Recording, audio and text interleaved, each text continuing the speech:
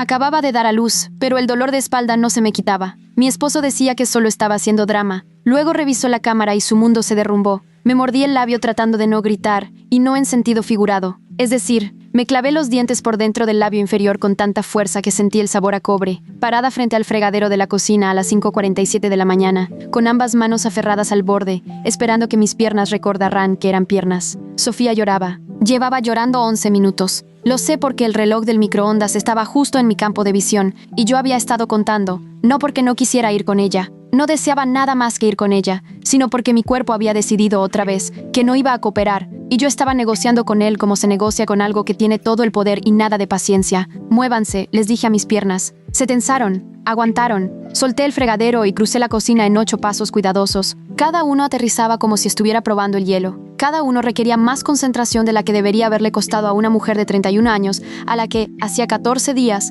su enfermera de alta le había dicho que se lo tomara con calma, pero que pronto volvería a la normalidad. Normal. Cargué a mi hija, la sostuve contra mi pecho, me mecí como te meces con un recién nacido. Ese instintivo movimiento de lado a lado que no cuesta nada cuando estás sana, y cuesta todo cuando la parte baja de tu espalda es una columna de fuego desde el coxis hasta los omóplatos. No hice ni un solo ruido. En 14 días había aprendido a no hacer ruido. Mi nombre es Isabel Reyes Santos. Tengo 31 años. Tuve un bebé hace 2 semanas, y en algún lugar de nuestro cuarto, mi esposo, Marco, dormía a pesar de todo esto. Como dormía a pesar de la mayoría de las cosas, como siempre había dormido a pesar de la mayoría de las cosas, solo que ahora dormir a pesar de las cosas tenía un peso diferente. Ahora significaba algo que antes no había significado. Estaba de pie en la cocina a las 5:47 a.m., con mi hija contra mi pecho, las piernas temblando y sangre en el interior de mi labio, y pensé, no puedo seguir haciendo esto sola. Lo que no sabía era que no tendría que hacerlo. La cámara en la sala iba a decir todo lo que yo no podía. Permíteme retroceder. Había estado con Marcos Santos durante 6 años antes de que naciera Sofía. Nos conocimos a través de amigos en una cena de cumpleaños. Era divertido, atento y tenía esa cualidad particular que siempre me ha atraído en un hombre,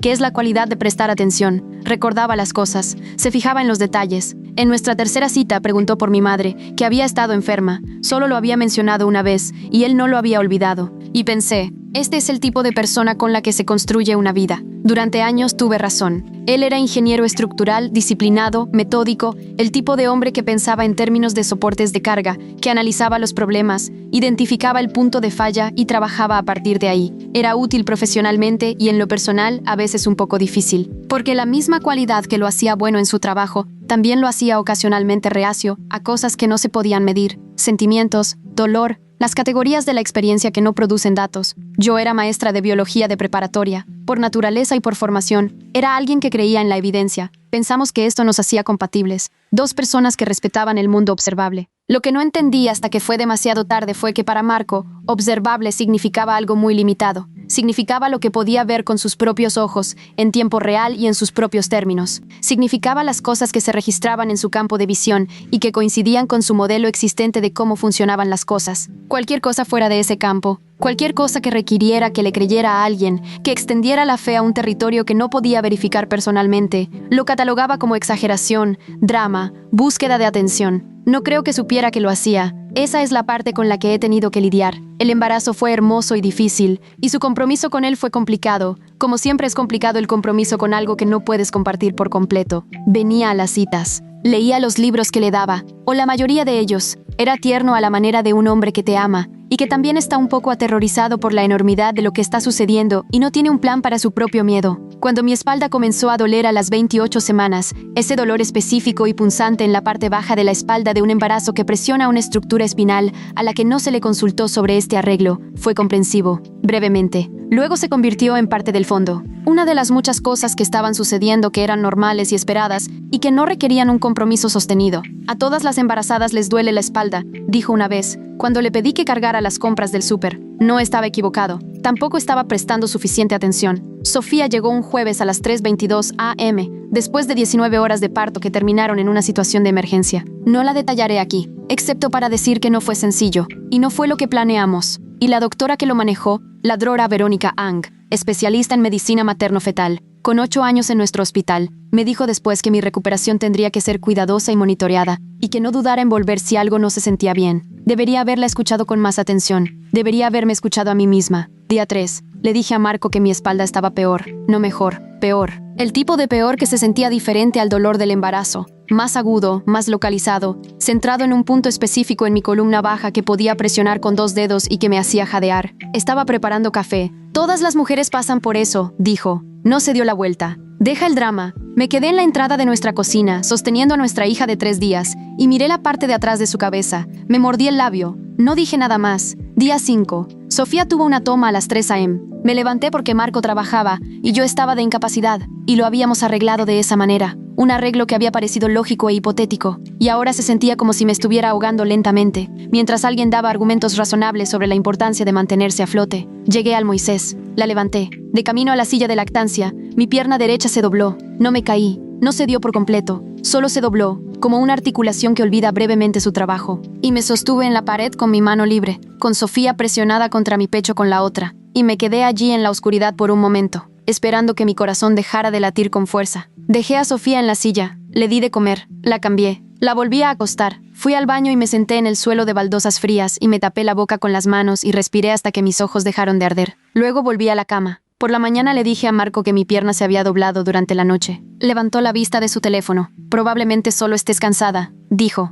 Volvió a su teléfono. Día 7. Empezó el entumecimiento. Llegó sin previo aviso. Un martes por la mañana. Ambos pies. La sensación de caminar sobre una superficie que no podía sentir del todo, como la primera etapa de una extremidad que se duerme, excepto que no desaparecía cuando me movía. Me quedé parada en el mueble de la cocina durante 8 minutos, esperando que se resolviera, y en su mayoría lo hizo. O lo suficiente para que pudiera funcionar. Lo suficiente para que pudiera cuidar a Sofía durante su mañana. Lo suficiente para que pudiera decirme a mí misma que no era nada. No se lo dije a Marco. Había hecho mis cálculos en silencio durante 7 días. Cada vez que decía que algo andaba mal, él tenía una respuesta lista. Una que era o bien despectiva o ligeramente molesta. Como si la rebelión de mi cuerpo fuera una imposición personal. Había aprendido en 7 días que decírselo me costaba algo y no producía nada. Y había comenzado a conservar la energía que habría gastado en decírselo y a dirigirla hacia la tarea de superar cada día. Esto es algo que ahora entiendo, con la ayuda de una muy buena terapeuta, como una respuesta a que no te crean. Dejas de informar, no porque la cosa deje de ser cierta, sino porque has aprendido que informar es peor que el silencio. Día 9. ¡Qué exagerada! Estás asustando a la bebé. Eso fue lo que dijo cuando pasó junto a mí mientras yo lloraba en la sala. Exagerada. Lo dijo como quien dice algo que ya ha dicho antes, con la facilidad de un hombre que ya ha categorizado una situación y no necesita volver a mirarla. Fui al baño. Abrí la llave del agua para que no pudiera oírme. Día 11. Llamé a mi mamá,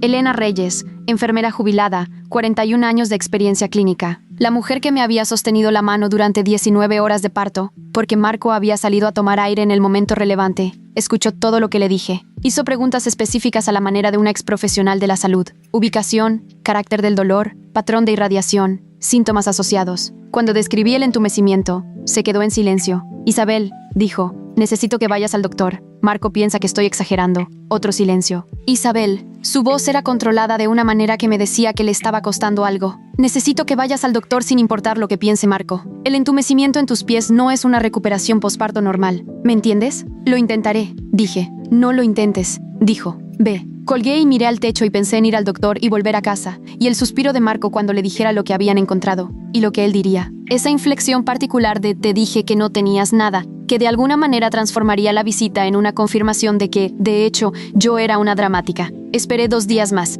Día 13. Me deslicé del sofá al suelo, no lentamente, no por accidente, no de una manera que pudiera malinterpretarse. Mis piernas simplemente dejaron de sostenerme y caí, y el dolor golpeó la base de mi columna con una especificidad que me dejó sin aliento por completo. Me senté en el suelo con la mano apoyada en la parte baja de mi espalda y Sofía en su Moisés a medio metro de distancia, haciendo los pequeños sonidos que significaban que estaba a punto de necesitarme, y me senté allí y evalué mis opciones y las encontré limitadas. Marco estaba en el sofá, justo ahí. Amor, dije, mi voz salió más débil de lo que pretendía. Me duele mucho. Por favor. No giró la cabeza por completo. Me miró por el rabillo del ojo. Ese ángulo particular que no requiere interrumpir lo que sea que estuvieras haciendo. El que comunica que lo que estás haciendo es más importante que lo que se te está pidiendo. Solo quieres atención, dijo. Lo estás haciendo de nuevo. Asentí. Me senté en el suelo frío con la mano en la espalda y las lágrimas corriendo silenciosamente por mi cara, y no dije nada más porque no me quedaba nada que pareciera valer la pena el costo de decirlo. Sofía hizo los sonidos que significaban que me necesitaba.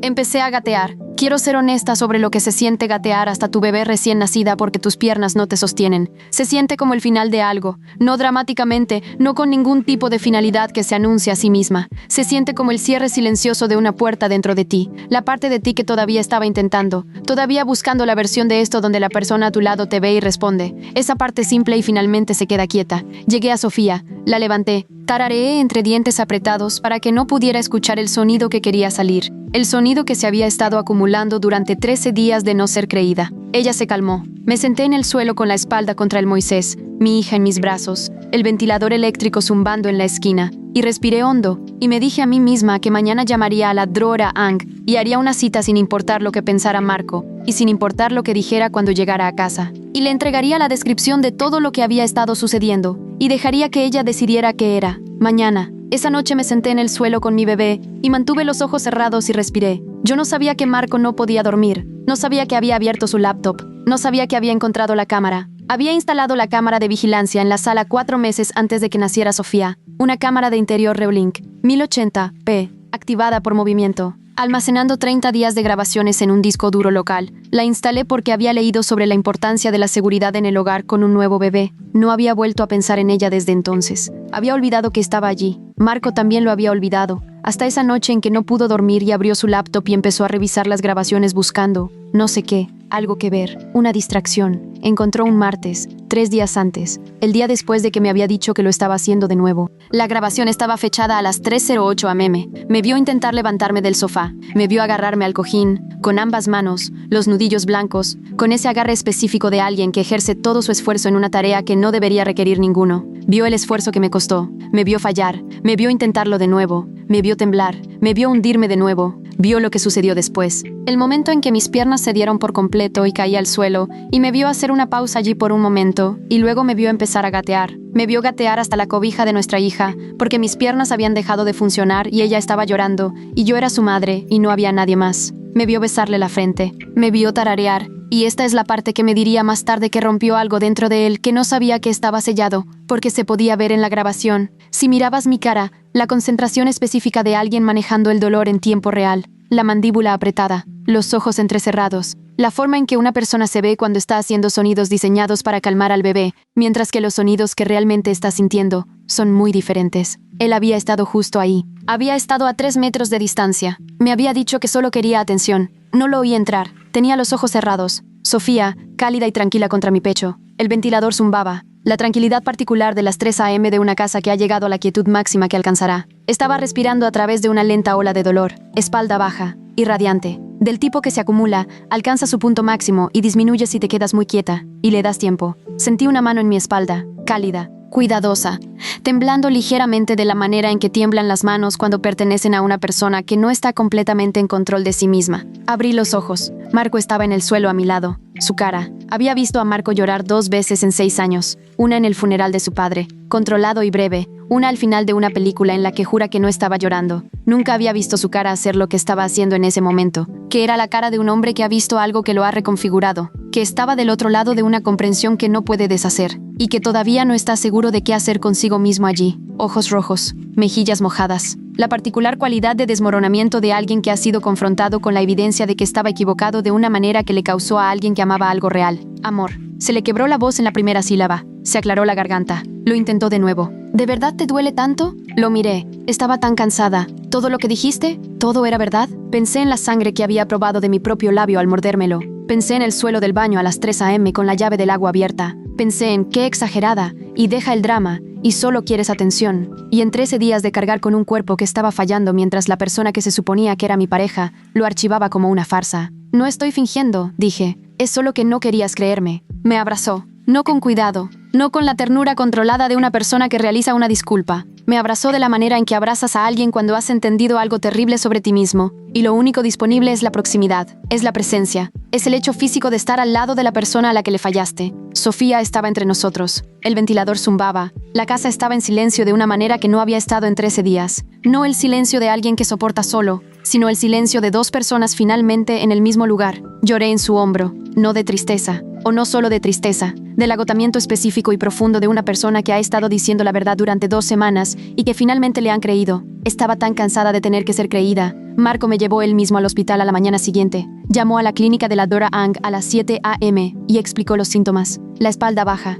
el dolor irradiante, el entumecimiento en los pies, la dificultad para estar de pie, y la enfermera que atendió la llamada le dijo que fuéramos de inmediato y que dijera que era urgente, lo cual hizo, y lo era. La doctora Verónica Ang, medicina materno-fetal, 8 años en nuestro hospital, y el tipo de doctora que transmite urgencia sin alarmarte, revisó mis síntomas y ordenó una resonancia magnética en la misma hora. La resonancia fue realizada por un radiólogo llamado Dr. James Obamseli, certificado, con 15 años en diagnóstico por imágenes, quien entregó sus hallazgos preliminares a la Dora Ang mientras aún estábamos en el edificio. Hernia de disco, L4, L5, con compresión nerviosa. La Dora Ang se sentó frente a nosotros en su consultorio y lo explicó de la manera clara y mesurada de alguien que quiere que entiendas exactamente lo que ha estado sucediendo. Y también quiere que entiendas que es manejable ahora que se está abordando. La herniación probablemente ocurrió durante el parto. Se había agravado significativamente por 14 días de actividad física. Levantar, cargar, agacharse. El esfuerzo de todo el cuerpo de cuidar a un recién nacido,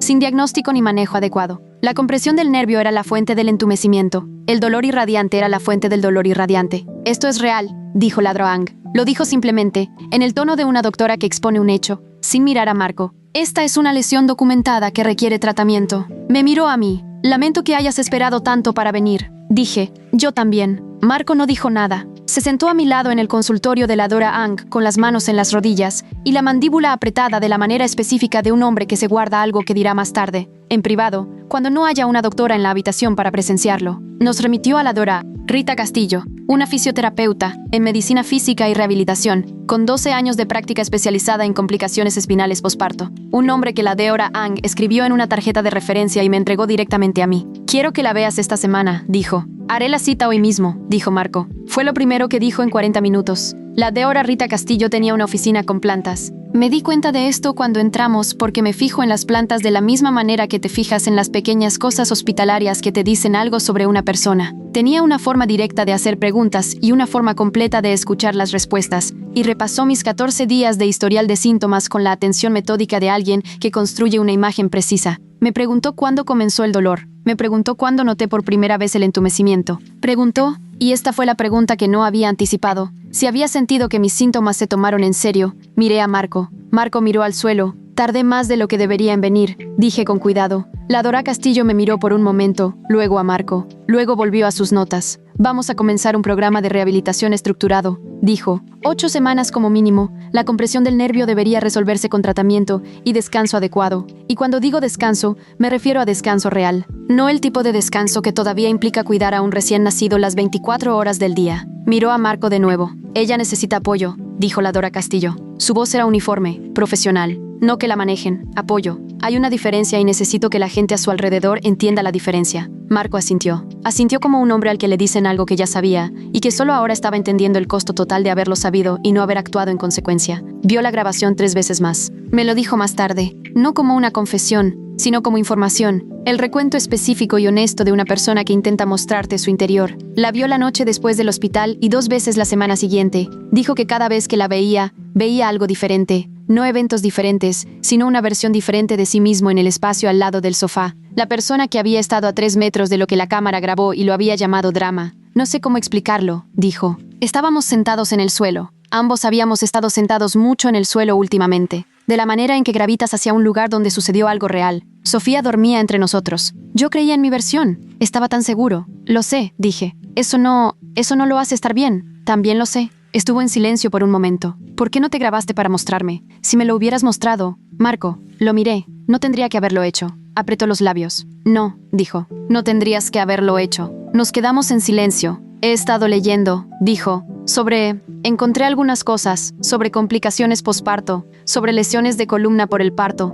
sobre la frecuencia con la que no se les cree a las mujeres cuando informan sobre el dolor. ¿Qué encontraste? Que sucede todo el tiempo. Lo dijo con el particular laconismo de alguien que se encuentra con una estadística que no puede asimilar. Que es común. Que las mujeres son sistemáticamente subestimadas cuando informan dolor físico. Que la gente a su alrededor lo llama drama. Miró a Sofía. No sabía que estaba haciendo eso, dijo. Pensé que estaba siendo racional. Pensé que tú estabas... Sé lo que pensabas, dije. Me miró. Todavía no te perdono, dije. Quiero ser clara al respecto. Te amo y todavía no se me pasa el enojo por esto. Él asintió lentamente. De acuerdo, dijo. Pero también sé que no eres una mala persona, dije. Eres una persona que tiene un punto ciego, y ese punto ciego me lastimó, y necesitamos averiguar qué hacer al respecto. Miró sus manos. Hice una cita, dijo, para mí con un terapeuta. El próximo jueves. Lo miré. He estado pensando en por qué no te creí, dijo. ¿Sobre qué es eso? ¿De dónde viene? Quiero entenderlo antes de que Sofía crezca viéndome hacerlo. Medité sobre eso. Sofía hizo un pequeño sonido mientras dormía.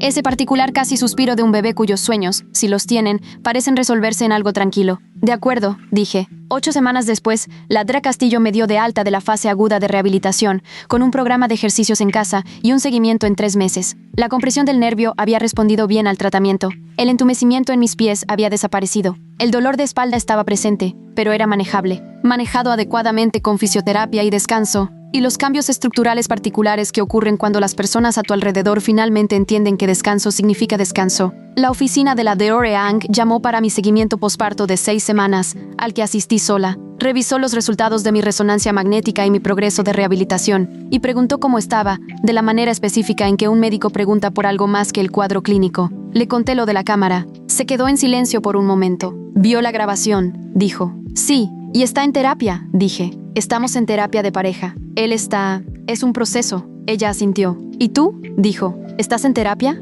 Empecé la semana pasada. Hice una pausa. Mi mamá ha estado aquí. Ha estado ayudando con Sofía. Bien. Cruzó las manos. Quiero decirte algo y quiero decirlo claramente. Me miró directamente. Lo que experimentaste, el menosprecio, el patrón de no ser creída, eso no es poca cosa. Tiene un nombre en la literatura clínica. Tiene efectos documentados. Lo que cargaste durante esos 14 días y lo que aparentemente habías estado cargando por más tiempo de maneras más sutiles, eso es real y merece atención de la misma manera que la herniación merecía atención. La miré. No dejes que la cámara sea lo único que se trate, dijo. Conduje a casa. Marco estaba en la cocina. Sofía estaba en la mecedora sobre el mueble. Su posición favorita actual, viéndolo preparar la cena con la seriedad de ojos abiertos de un bebé que cataloga el mundo. Le estaba hablando, narrando lo que estaba haciendo, de la manera en que narras a un bebé que no entiende nada y todo, de la manera en que practicas ser el padre de alguien mostrándole quién eres. Levantó la vista cuando entré. ¿Cómo te fue? Bien, dije. Dijo que me estoy recuperando bien. Él asintió. Algo pasó por su rostro. No alivio, exactamente. Más bien el reconocimiento de algo que ahora carga. La conciencia de lo que 14 días sin un diagnóstico podrían haber costado. Llamó tu mamá, dijo. ¿Quieres saber si vamos para las fiestas? ¿Qué le dijiste? Dije que te preguntaría. Se volvió hacia la estufa y que le avisaríamos. Me paré en la entrada de la cocina y miré a mi familia. Mi hija viendo a su padre cocinar, mi esposo que me había fallado de una manera específica y estaba haciendo el trabajo de entender por qué. La cocina, cuyo fregadero había sujetado en la oscuridad a las 5:47 a. Esperando que mis piernas cooperaran. Dile que sí, dije. Cargué a Sofía. Me agarró el dedo con sus 2 manos y se aferró con el particular compromiso de cuerpo entero de un recién nacido que ha encontrado algo y no lo va a soltar. Hola, le dije.